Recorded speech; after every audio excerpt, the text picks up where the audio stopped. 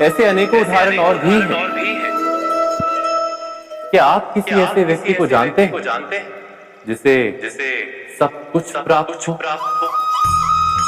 और हम जीवन की उस एक निर्बलता को जीवन का केंद्र मानकर जीते?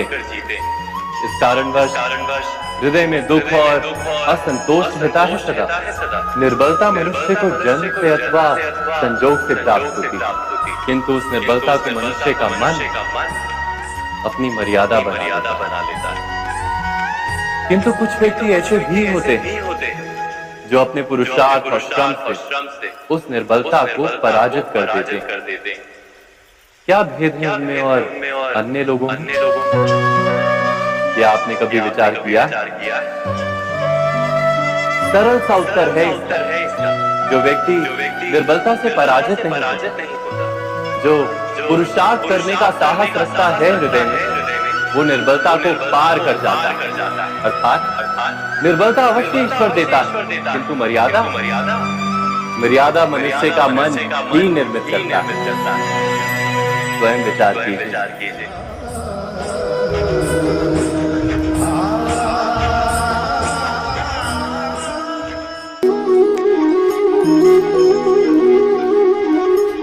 भविष्य का दूसरा नाम है संघर्ष। हृदय में आज इच्छा होती है और यदि पूर्ण नहीं हो पाती तो हृदय भविष्य की योजना बनाता है। भविष्य में इच्छा पूर्ण होगी ऐसी कल्पना करता रहता है, किंतु जीवन ना तो भविष्य में है ना अतीत में। जीवन तो इस क्षण का नाम, अर्थात इस क्षण का अनुभव ही जीवन का अनुभव। पर हम ये जानते हुए भी इतना सा सत्य समझ नहीं पाते। या तो हम बीते हुए समय के स्मरणों को घेर कर बैठे रहते, या फिर आने वाले समय के लिए हम योजनाएं बनाते रहते हैं, और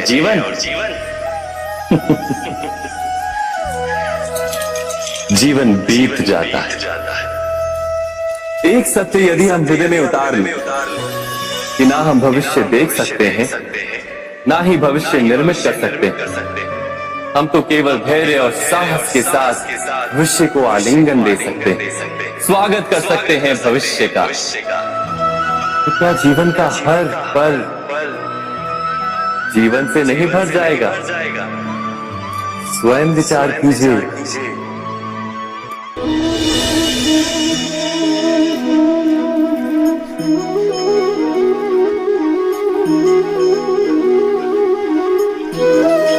ज्ञान प्राप्ति सदा ही समर्पण से होती है, ये हम सब जानते हैं। किंतु समर्पण का वास्तविक महत्व क्या है? क्या हमने कभी विचार किया?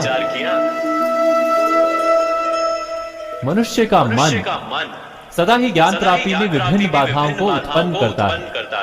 कभी किसी अन्य विद्यार्थी से ईर्ष्या हो जाती है, कभी पढ़ाए हुए पाठों पर संदेह जमता है, और कभी गुरु द्वारा दिया गया दंड मन को अहंकार से भर देता है। नहीं, क्या ऐसा नहीं होता? न जाने कैसे कैसे विचार मन को भटकाते हैं, और मन की इसी अयोग्य स्थिति के कारण हम ज्ञान प्राप्त नहीं कर पाते। मन की योग्य स्थिति केवल समर्पण से निर्मित होती है। समर्पण मनुष्य के अहंकार का नाश करता है, ईर्ष्या, महत्वाकांक्षा आदि भावनाओं को दूर कर हृदय को शांत करता है और मन को एकाग्र करता है। वास्तव में ईश्वर की सृष्टि में ना ज्ञान की मर्यादा है, ना ज्ञानियों की। गुरु दत्तात्रेय ने तो गाय और श्वान से भी ज्ञान प्राप्त कर लिया था। अर्थात विषय ब्रह्म ज्ञान का हो, या जीवन के ज्ञान का, या गुरुकुल में प्राप्त होने वाले ज्ञान का, उसकी प्राप्ति के लिए गुरु से अधिक महत्व है उस गुरु के प्रति हमारा समर्पण। क्या ये सत्य नहीं?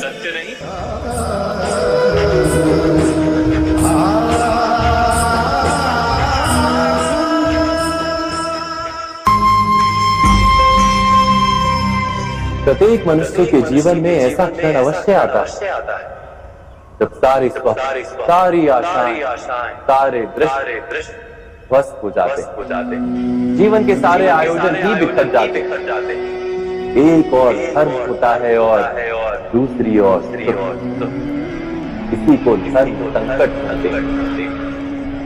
जब धर्म का वहन ही संकट और धर्म का त्याग ही सुख। विचार कीजिए, कभी किसी स्वजन के विरुद्ध सत्य बोलने का अवसर प्राप्त हो जाता, कभी ठीक दरिद्रता के समय सरलता से चोरी करने का मार्ग प्राप्त हो जाता, कभी किसी शक्तिशाली राजनेता या राजा के कर्मचारी का अधर्म प्रकट हो जाता। सबके जीवन में ऐसी घटना बनती ही रहती। अधिकतर लोग ऐसे किसी क्षण को धर्म संकट के रूप में जान ही नहीं पाते। हमें किसी प्रकार के संघर्ष का अनुभव ही नहीं होता। सहजता से सुख की ओर खींचे चले जाते हैं, जैसे मक्खी गुड़ की ओर खींची चली जाती। वास्तव में धर्म संकट का क्षण ईश्वर के निकट जाने का क्षण होता।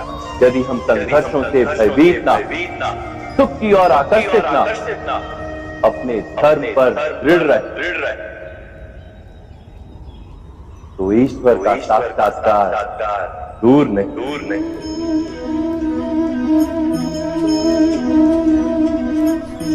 पवन से युद्ध करने वाला पत्ता यदि पेड़ से गिरता तो भी आकाश की ओर उठता। पवन से झुकने वाली घास वही भूमि पर रह जाती। अर्थात धर्म संकट से यदि हम संकट को ही टाल दें, सुख तो मिलता है, जीवन बढ़ता, किंतु क्या चरित्र नहीं टूटता?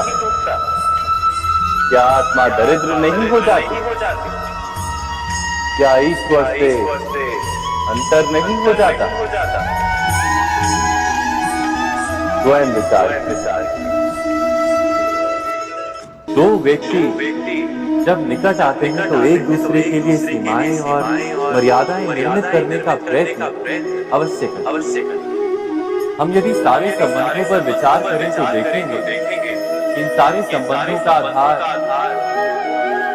यही सीमाएं हैं जो हम दूसरों के लिए निर्मित करते हैं। और यदि अनजाने में भी कोई अन्य व्यक्ति इन सीमाओं को तोड़ता है तो उसी क्षण हमारा हृदय क्रोध से भर जाता है। इन सीमाओं का वास्तविक रूप क्या है? क्या हमने कभी विचार किया? सीमाओं के द्वारा हम दूसरे व्यक्ति को निर्णय करने की अनुमति नहीं देते, अपना निर्णय उस व्यक्ति पर थोपते, अर्थात किसी की स्वतंत्रता का अस्वीकार करते हैं। और जब स्वतंत्रता का अस्वीकार किया जाता है तो उसका हृदय दुख से भर जाता है। और जब वो सीमाओं को तोड़ता है तो हमारा हृदय क्रोध से भर जाता है। क्या ऐसा नहीं होता?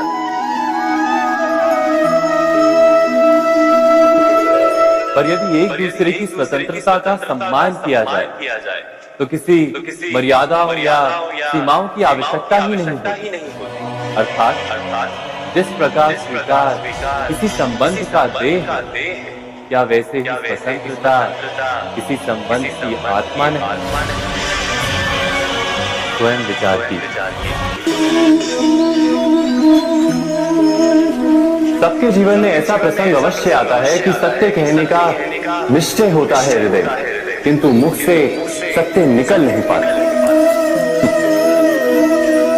कोई भय मन को घेर लेता है। किसी घटना अथवा प्रसंग के बारे में बात करना या फिर स्वयं से कोई भूल हो जाए उसके बारे में कुछ बोलना, क्या ये सत्य है? नहीं, ये तो केवल तथ्य है। अर्थात जैसा हुआ था वैसा केवल बोल देना सामान्य सी बात। किंतु कभी कभी इस तथ्य को बोलते हुए भी भय लगता है। कदाचित किसी दूसरे की भावनाओं का विचार आता है मन, दूसरे को दुख होगा ये भय भी शब्दों को रोकता है। तो ये सत्य क्या है? क्या हमने कभी विचार किया है जब भय रहते हुए भी कोई तथ्य बोलता है तो वो सत्य कहलाता है। वास्तव में सत्य कुछ और नहीं, केवल निर्भयता का दूसरा नाम है। और निर्भय होने का कोई समय नहीं होता, क्योंकि निर्भयता आत्मा का स्वभाव है। अर्थात क्या प्रत्येक क्षण सत्य बोलने का क्षण नहीं होता?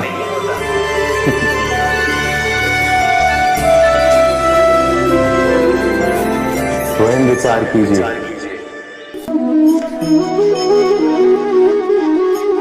श्रेष्ठता का क्या अर्थ है?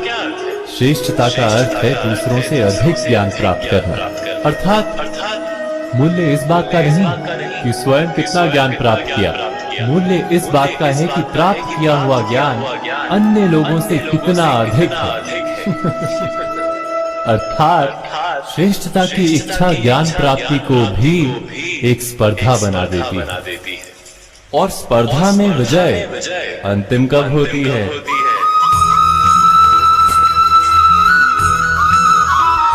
कुछ समय के लिए तो श्रेष्ठ बना जा सकता है, किंतु सदा के लिए कोई श्रेष्ठ नहीं रह पाता। फिर वही असंतोष, पीड़ा और संघर्ष जन्म लेता है। किंतु श्रेष्ठ बनने के बदले यदि उत्तम बनने का प्रयत्न करें तो क्या होगा? उत्तम का अर्थ है कि जितना प्राप्त करने योग्य है वो सब प्राप्त करना, किसी से अधिक पाने की इच्छा से नहीं, मात्र आत्मा की तृप्ति हेतु कुछ प्राप्त करना। उत्तम के मार्ग पर किसी अन्य से स्पर्धा नहीं होती, स्वयं अपने आप से स्पर्धा होती है। अर्थात उत्तम बनने का प्रयत्न करने वाले को देर अबेर सारा ज्ञान प्राप्त हो जाता है, बिना प्रयत्न के ही वो श्रेष्ठ बन जाता है। किंतु जो श्रेष्ठ बनने का प्रयत्न करता है वो श्रेष्ठ बने या ना बने, उत्तम कभी नहीं बन पाता।